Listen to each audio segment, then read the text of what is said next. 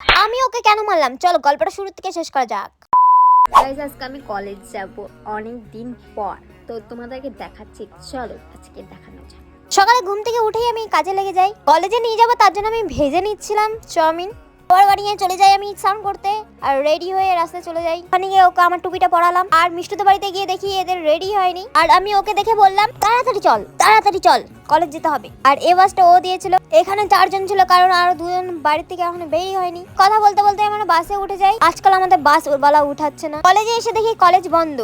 আসলে আমরা জানতামই না যে কলেজ বন্ধ। এই শুনে আমরা চলে আসি। মানে আমার খাবারগুলো বের করে ওদেরকে খাইয়ে দিচ্ছিলাম, আর এরা হাত ধরে কি যেন গল্প করছিল। হঠাৎ করে প্ল্যান হয় আমরা আলফা ক্যাফেতে যাবো, যেটা ঘোষপুকুরে। আর ওখানে পেন্টিং গুলো অনেক সুন্দর ছিল। এ বলছিল মাকে কি খাবার বানিয়েছো, এখান থেকে তোমরা জলপাইগুড়ি যেতে পারবা, একডোগরা যেতে পারবা, সব জায়গায় যেতে পারবা। এসব বাদ দিয়ে তোমাদের একটা গল্প বলি। প্রথমত আমরা জানতাম না যে আমাদের কলেজ বন্ধ করে দিয়েছে। সবাই বলছে যে এক্সট্রা ক্লাসে বাহানা দিয়ে গেছি। আসলে আমরাই জানি আমরা কি, মানুষকে বলতে হবে না। তারপরে এইসব খাইয়ে আমার বাড়িতে চলে যায়। Bye guys.